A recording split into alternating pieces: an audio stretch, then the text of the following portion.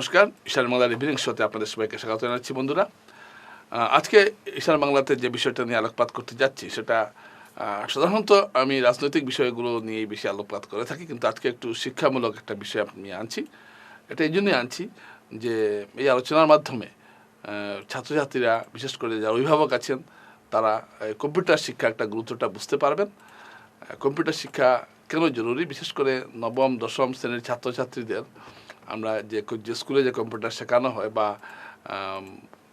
অভিভাবকরা কম্পিউটারকে তেমন গুরুত্ব দেন না, কিন্তু পরবর্তীতে যার জন্য ছাত্রছাত্রীদের ক্যারিয়ার তৈরিতে একটা বিরাট অসুবিধার সৃষ্টি হয়। এবং আপনারা জানেন যে সাম্প্রতিক যে আসাম সরকারের যে চাকরিগুলো হয়েছে, ড্রাইভারের চাকরি 1900টা চাকরি হয়েছে, এর মধ্যে 1500 জনই মাস্টার ডিগ্রি। বুঝতে পারছেন মানুষ চাকরির জন্য কতটুকু হাহাকার করছে, যে একটা ড্রাইভারের চাকরি করছে একজন master degree, MA pass, MA MSc pass মানুষ ড্রাইভারের চাকরি খুঁজছে। কেন খুঁজছে? কারণটা হলো এটা যে গতানুগতিক যে পড়াশোনা করা হয়েছে সেটা দিয়ে কোনো ভালো চাকরি জুটছে না, তাই বড় ডিগ্রি থাকা সত্ত্বেও কেউ চাকরি পাচ্ছেন না। তো এটা একটা সামাজিক সংকট, এবং এই সংকটের পরিপ্রেক্ষিতে আমরা আজকে যে বিষয়টা নিয়ে আলোকপাত করতে যাচ্ছি সেটা হলো কম্পিউটার শিক্ষাকে কীভাবে আরও আধুনিক প্রফেশনাল করা যায় সেটা নিয়ে আজকে আলোচনা হবে। এবং এটা শুরু করতে হবে ক্লাস 8-9 থেকে। তাহলে গার্জিয়ানরা, অভিভাবকরা অবশ্যই তাদের সন্তানদের প্রতিষ্ঠিত করতে পারবেন এবং আগামীতে তাদের সন্তান ভালো চাকরি পাবে এটা নিশ্চিতভাবে বলে দেওয়া যায়। আমি যে উদাহরণটা দিলাম যে কীভাবে চাকরির সংকট দেখা দিয়েছে এখন চাকরির বাজারে, তো কম্পিউটার শিক্ষাকে যদি গুরুত্ব দেওয়া হয় তাহলে এত বেকার থাকতো না, এরা অন্য ভালো চাকরি করতে পারতো, কিন্তু এটা হয়েছে সংকট। সুতরাং ছোট ক্লাস থেকেই যদি ছাত্রছাত্রীদের কম্পিউটারের দিকে, যে কম্পিউটার সাবজেক্টটা যদি ভালো করে পড়ানো হয়, তো এই বিষয়ে আজকে আমরা আলোচনার জন্য ডেকেছি। তিনি আমাদের আলোচনায় আগেও এসেছেন, তো আজকে একটু তাকে অন্য একটা পরিপ্রেক্ষিতে আমরা এখানে ডেকেছি। তিনি হলেন সঞ্জীব সেন, এবং তিনি প্রায় 50টির মতো বই লিখেছেন তিনি, যেগুলো বিশ্বের বিভিন্ন বিশ্ববিদ্যালয়ে পড়ানো হচ্ছে কম্পিউটারের উপর। এবং কম্পিউটার শিক্ষাটা কেন প্রয়োজনীয়, এবং আমাদের শিক্ষা ব্যবস্থায় কম্পিউটার শিক্ষাকে যে একটা গুরুত্ব দেওয়া হচ্ছে না আমাদের সিলেবাসে, এটা নিয়ে তিনি অত্যন্ত চিন্তিত। এবং তিনি চান যে সিলেবাসে যেগুলো দেওয়া হয় এর বাইরেও কম্পিউটার শিক্ষার প্রয়োজনীয়তা আছে, কিন্তু সিলেবাসে যা আছে সেটাও ভালো করে শেখানো হচ্ছে না, কম্পিউটারকে গুরুত্ব দেওয়া হচ্ছে না। তো এই বিষয়ে আমরা তার কাছে অনেকগুলো বিষয় জানতে চাইব। যেহেতু তিনি আন্তর্জাতিক মানের একজন লেখক এবং তার বইপত্র পড়ানো হচ্ছে, তার গুণগ্রাহী সংখ্যা সারা বিশ্বে ছড়িয়ে আছে, এবং তিনি সবথেকে বড় কথা তিনি শিলচরের সন্তান, সেটা হলো সবচেয়ে বড় কথা। তো আপনাকে অনেক অনেক ধন্যবাদ যে আপনি আমাদের স্টুডিওতে এসেছেন। তো প্রথমে আপনি বলুন যে এই যে আপনি বারবারই একটা কথা বলে থাকেন, এবং আপনি বিভিন্ন সেমিনার করেছেন, সিম্পোজিয়াম করেছেন, ক্লাস করেছেন, ওয়ার্কশপ করেছেন, এবং সেখানে আপনি একটা কথা বারবার বলে থাকেন যে কম্পিউটার শিক্ষাটাকে ঠিকমতো গুরুত্ব দেওয়া হচ্ছে না। এই কারণটা কি? দেখুন, আমি তো অনেক বছর থেকে বিভিন্ন স্কুল বা বিভিন্ন অর্গানাইজেশনের সাথে কাজ করে এসেছি। লাস্ট ইয়ার আমি অনেকগুলো ওয়ার্কশপ করেছি স্কুল লেভেলে গিয়ে। স্কুলে শিলচরের অনেক স্কুলে ওয়ার্কশপ করেছি, তাছাড়া অন্যান্য বাইরেও অনেক স্কুলে গিয়ে ওয়ার্কশপ করেছি। তো এই ওয়ার্কশপ করার কারণটাই ছিল যে কম্পিউটার বিষয়টাকে সবার কাছে একটা পৌঁছে দেওয়ার বিষয়, যে কম্পিউটার বিষয়টা সবাই গার্জিয়ান বা স্টুডেন্টরা যেভাবে ভাবছে তা সঠিক নয়, তা নয়। অ্যাকচুয়ালি পরবর্তীকালে স্টুডেন্টের কম্পিউটার সাবজেক্টটা নিয়ে আগে না বাড়লে বা কম্পিউটার বিষয়ে যদি নলেজটা ঠিক মতো না থাকে, তাহলে সে আগামী পরবর্তী ক্লাস থেকে শুরু করে সে চাকরি পাওয়া পর্যন্ত প্রত্যেকটা পদে পদেই তাকে ভীষণভাবে একটা ধাক্কা খেতে হবে, ভীষণভাবে একটা নেগেটিভ পয়েন্ট হয়ে যায় ওর কাছে। তো আমরা যে সময় ওয়ার্কশপ করেছি তখন বিভিন্ন স্কুলে গিয়ে ক্লাস 8 থেকে ক্লাস 9 থেকে ক্লাস 10, 11, 12 অনেক স্টুডেন্টরাই আমাদের ওয়ার্কশপে জয়েন করেছিল। স্কুলে আমরা গিয়ে করেছিলাম। তখন আমরা দেখলাম যে বেশিরভাগ স্কুলেই দেখা যাচ্ছে যে যেভাবে সিলেবাসটা সেবা বোর্ডের বলুন বা সিবিএসসি বোর্ডের বলুন, যেভাবে সিলেবাসটা দেওয়া হয়েছে স্কুলে সেইভাবে ঠিক আমার মনে হয়নি যে সেইভাবে করানো হচ্ছে। কারণ সেটা একটা স্কুলের যেভাবে করানো দরকার বা একটা স্টুডেন্টকে কম্পিউটার বিষয়ে নলেজ যতটুকু থাকা দরকার, একটা ক্লাস 9-এ এবার বোর্ডের এক্সাম দিচ্ছে, ক্লাস 10-এ ওরা সেবা বোর্ড বলুন বা সিবিএসসি বোর্ড বলুন, বোর্ডের আন্ডারে এক্সাম দিচ্ছে, মানে ওদের যথেষ্ট নলেজ থাকা দরকার। কিন্তু সেইভাবে দেখা যায় যে নলেজটুকু এতটুকু নেই, কিন্তু ওরা পাস করে যাচ্ছে বা যতটুকু স্কোর করার দরকার সে 60%, 70% পেয়ে হয়তো যাচ্ছে, কিন্তু তার এগেনস্টে যে 70% পাওয়ার মধ্যে তার যতটুকু নলেজ থাকা দরকার সেই না সেই নলেজটা রসটা আসছে না, সেই নলেজগুলো ওদের মধ্যে কোনোভাবেই আমি দেখতে পাইনি। ওদের মানে যার ওই জন্য চাকরি বাজারে গিয়ে বা কম্পিটিটিভ এক্সামে গিয়ে ওরা পারছে না সেই বিষয়টা। কম্পিটিটিভ এক্সামে কি এবার তো দেখুন এসএসসি বলুন বা যে কোনো কম্পিটিটিভ এক্সামে কম্পিউটার বিষয়টা ম্যান্ডেটরি করে দিয়েছে। এবার যারা স্কুল লেভেল থেকেই যারা কম্পিউটারটা এইভাবে করে আসছে, এবার সে কম্পিউটার সায়েন্স নিয়ে যখন পড়বে, সে 9-10-এ যদি এইভাবে পাশ করে যায় যেভাবে এখন বর্তমানে চলছে, তো এইভাবে পাশ করে যায়, তখন সে কম্পিউটার সায়েন্স নিয়ে পড়াটা ওর কাছে একটা স্বপ্ন হয়ে দাঁড়িয়ে থাকবে। কারণ সে কম্পিউটার সায়েন্স নিয়ে পড়তে গেলে ওকে এন্ট্রেন্স দিতে হবে, এন্ট্রেন্সে বিভিন্ন ধরনের বিভিন্ন টাফ কোয়েশ্চেন হয় যেগুলো ওদের মানে কোনোভাবেই করানো হয় না। আরেকটা জিনিস হচ্ছে শুধু থিওরি জানলাম, প্র্যাকটিক্যাল কিছুই করলাম না। প্রোগ্রামিংটা 9-10-এ যেভাবে প্রোগ্রামিংটা ধরিয়ে দিয়েছে অ্যাজ পার সিলেবাস, তাতে কম্পিউটার প্র্যাকটিক্যালটা মানে যথেষ্টভাবে করা দরকার। এবং স্কুল বা আমি যেগুলো অর্গানাইজেশন দেখেছি, সেটাতে উইকলি একদিন স্টুডেন্ট কম্পিউটার পায় কি না সেটাও মানে ডাউট কেস আছে। তো তাতে দেখা যায় যে 6 মাসে হয়তো সে 4 দিন প্র্যাকটিক্যাল করেছে বা 5 দিন প্র্যাকটিক্যাল করেছে, সেটা একটা স্টুডেন্টের জন্য মোটেই ঠিক নয়। ওকে যথেষ্ট পরিমাণ প্র্যাকটিক্যালের উপরে জোর দিতে হবে, তার সাথে থিওরিটিক্যাল জোর দিতে হবে। আরেকটা জিনিস আমি রিসেন্টলি দেখেছি, ক্লাস 9-এর সেবা বোর্ডের কিছু আনসার, ওদের ওয়েবসাইট একটা আছে, ওখানে কিছু পাওয়া যায়। এবং আমি ভীষণভাবে মানে দেখে আশ্চর্য হয়ে গেলাম যে এখানে কয়েকটা চ্যাপ্টারের ক্লাস 9-এর কিছু আনসারগুলো মানে কোয়েশ্চেনের সাথে কোনো মিলই নেই, কোয়েশ্চেনে একটা আনসার আরেকটা।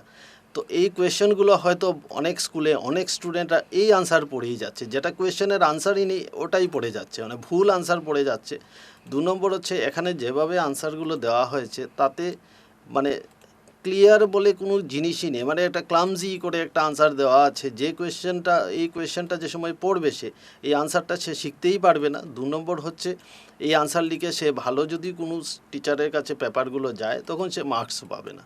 তো তাতে ওর ভীষণভাবে একটা প্রবলেম হবে। আর যদি মার্কস পেয়েও যায় তাহলে নলেজ কিছুই হবে না, কারণ এই নলেজ দিয়ে সে কম্পিটিটিভ আচ্ছা। এক্সাম বলুন তো পারবে এই যে না। আপনি যে বললেন যে যে 8 বা 9-এর স্টুডেন্টের যে নলেজটা হচ্ছে না, এবং সেটা তো ক্লাস থেকেও পাওয়া সম্ভব নয়। না। হ্যাঁ, তো সেক্ষেত্রে ধরুন সে বাইরে থেকে কীভাবে এটা পেতে পারে? কোনো কোচিং সেন্টার বা কোনো কিছু এসব কি আছে, বা আপনার জানাশোনা বা আপনার নিজের কিছু আছে কি না, যাতে মানুষ যোগাযোগ করতে পারে আপনার সঙ্গে, এরকম কিছু আছে কি না? এবার দেখুন, আমি বরাকভ্যালিতে দেখেছি অনেকগুলো ছোট ছোট কোচিং সেন্টার আছে যেখানে গিয়ে স্টুডেন্টরা 9-এর বা 10-এর বলুন বা 11-এর বলুন ওরা করছে, কিন্তু সাইবার ক্যাফে তো ওদের গাইড করার মতো কেউ থাকবে না। ওরা জাস্ট খাতা খুলবে, প্র্যাকটিক্যালটা ওখানে প্র্যাকটিস করবে, তাছাড়া এখানে থেকে আর কিছু সাহায্য পাবে না। এবার যদি এখানে কোনো প্রবলেম ক্রিয়েট হয় তাহলে সেটার সলিউশন ওরা পাচ্ছে না।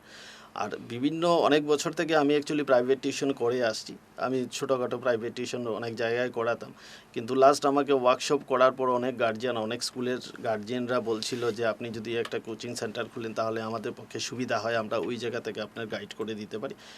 তো সেই হিসাবে আমরা এই বছরই উইকেয়ার নামে একটা কম্পিউটার কোচিং ইনস্টিটিউট খুলছি। উইকেয়ার এটা ন্যাশনাল হাইওয়ের অলমোস্ট মিডিলে গিয়ে পড়েছে। ওখানে আমরা একটা ওপেন করছি সেন্টার, ওটা রিসেন্টলি ওপেন হয়ে যাবে, এখন অ্যাডমিশন প্রসেস চলছে। তো এটাতে আমরা ক্লাস 8 থেকে ক্লাস 12 পর্যন্ত, ক্লাস 10 পর্যন্ত হচ্ছে সেবা এবং সিবিএসসি দুটো বোর্ড, এবং ক্লাস 11 এবং ক্লাস 12-এর জন্য শুধু সেবা, আসাম হায়ার সেকেন্ডারি কাউন্সিল যেটা আছে ওটার জন্য অ্যাডমিশন নিচ্ছি। তো 8 থেকে আমরা 12 পর্যন্ত এখানে গাইড করে যাচ্ছি। এখানে সবচেয়ে বড় বিষয় হলো যেটা আমরা গাইডের জন্য যেটা প্রেফারেন্স দিচ্ছি, এবার সেবা বোর্ডের মধ্যে অবজেক্টিভ বা ওএমআর শিট বলুন এটা 45 মার্কসের করে দিয়েছে। এবার স্টুডেন্টরা কি হচ্ছে, অনেকের ধারণাই নেই যে ওএমআর শিটে কীভাবে আনসার করতে হবে বা কিভাবে হয় বা কোয়েশ্চেন প্রসেস কি থাকে। সেটা আমরা ওএমআর শিটে, ওরা রেগুলার প্র্যাকটিস, মান্থলি একটা টেস্ট থাকবে যেটা ওএমআর শিটে দেবে। 2 নম্বর হচ্ছে আমরা ওদের অ্যাসাইনমেন্ট বলুন, প্রজেক্ট বলুন, যেগুলো স্কুল থেকে দেবে বা বোর্ড থেকে দেবে ওগুলো টোটালি আমরা ওখানে সলিউশন করে দেব। 3 নম্বর হচ্ছে পুরো একদম স্মার্ট নোটস যেটাকে বলে, একদম যেটা কোনো অন্য স্কুলের সাথে বা অন্য যেগুলো ওয়েবসাইটে দেওয়া আছে ওইগুলো থেকে টোটালি আলাদা, যেটা আজকের দিনে দরকার, যেটা যে স্ট্যান্ডার্ডটা দরকার একটা ভালো স্টুডেন্টের জন্য, সেই হিসাবে আমরা নোটসগুলো ওদেরকে তৈরি করে দিচ্ছি। আর আরেকটা হচ্ছে যে এবার জেনারেলি স্টুডেন্টরা 12 মাস বা 11 মাস ক্লাস করে, আমরা এখানে 10 মাস পর্যন্ত ক্লাস রেখেছি। 10 মাসে পুরো কোর্সটাই কমপ্লিট করে দেব। তারপরে 1 মাস বা 2 মাস পরীক্ষার পর্যন্ত যেটাই পাবে টাইম, ওটা পুরো প্র্যাকটিস সেশন, ওদের জন্য ফ্রি প্র্যাকটিস সেশন রাখছি। ওদের সপ্তাহে কদিন আসতে হবে যদি কেউ কোচিং নেয়? আমরা জেনারেলি 3 দিন রেখেছি। কারোর যদি অসুবিধা কোন হয় টাইমে, বিকেলে না সকালে? বিকেলে।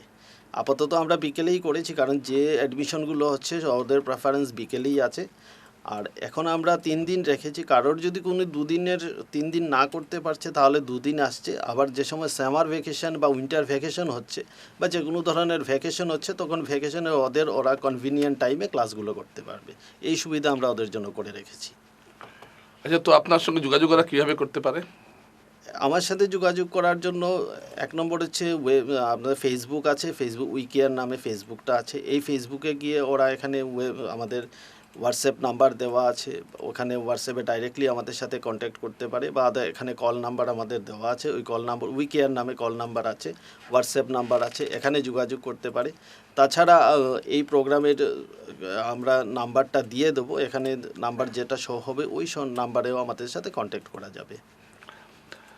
তো দর্শকরা, সঞ্জীব সেন চাইছেন যে এই যে তিনি প্রক্রিয়াটা, যে উদ্যোগটা হাতে নিয়েছেন, এর ফলে কী হবে যে যারা যারা কম্পিউটারে কিছুটা দুর্বল বা হয়তো মার্কস পেয়ে গেল, আপনার ছেলে মার্কস পেয়ে গেল 70-80 মার্কস পেয়ে গেল হায়ার সেকেন্ডারি বা HSLC-তে, সেবা হোক বা যে কোনো বোর্ডেই হোক, কিন্তু দেখুন যখন একটা প্রফেশনাল লাইফে যখন যাবে, তখন সেখানে ঠিক ঠিক কতটুকু জ্ঞান আছে সেটা দেখা হবে। কোনো কোম্পানিতে এমনিতে নেবে না, শুধু মার্কস দেখে নেবে না, দেখবে আপনার আসল জ্ঞান কতটুকু আছে। সেই ক্ষেত্রে এইসব ছাত্রছাত্রীরা পারছে না, পিছিয়ে পড়ছে, যার জন্য দেশে বেকারের সংখ্যাও বাড়ছে। তাই এই বিষয়টাকে অত্যন্ত গুরুত্ব দেওয়া উচিত।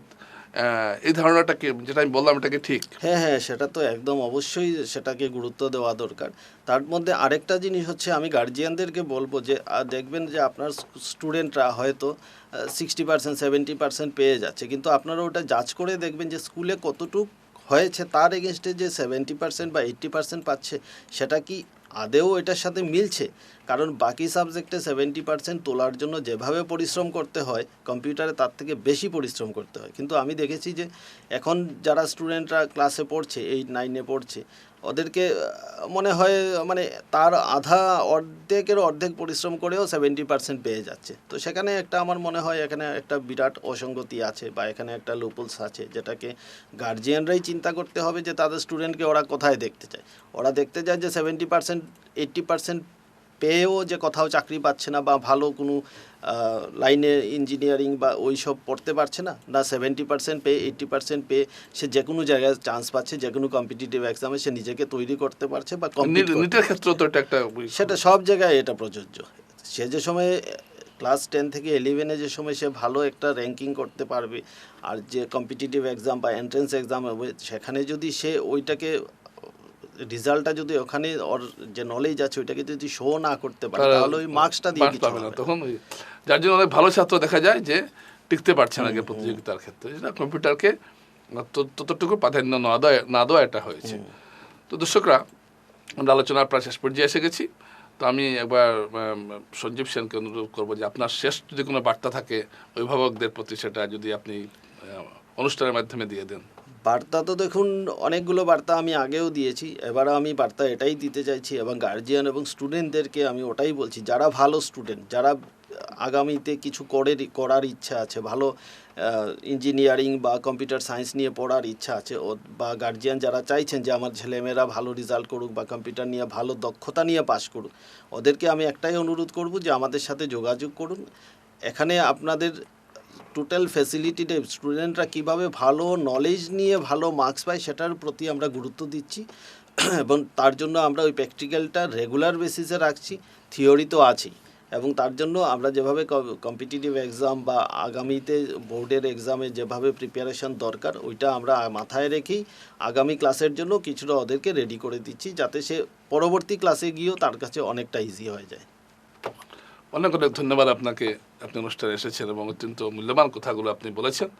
তো আমরা মনে করি যে ঈশান বাংলা যেহেতু একটা সামাজিক দায়বদ্ধতার কাজও করে যাচ্ছে, আপনারা দেখছেন যে বর্তমানে বরাক উপত্যকার ছেলেমেয়েরা এমনিতেই চাকরিতে পিছিয়ে পড়েছে, বাইরে থেকে নিযুক্তি হচ্ছে, এবং আমি যে উদাহরণটা দিলাম যে ড্রাইভার পদে MA MSc-রা এখন ভর্তি হয়ে গেছেন, 80% ড্রাইভার, এখন সরকারি ড্রাইভার, এখন মাস্টার ডিগ্রি। তো এই প্রেক্ষাপটে আপনারা বুঝতেই পারছেন যে এই কম্পিউটার শিক্ষাটা অত্যন্ত গুরুত্বপূর্ণ, এবং এক্ষেত্রে তিনি একটা শিলচরে একটা নতুন দিশা দেখাচ্ছেন। আপনাকে অনেক অনেক ধন্যবাদ। নমস্কার।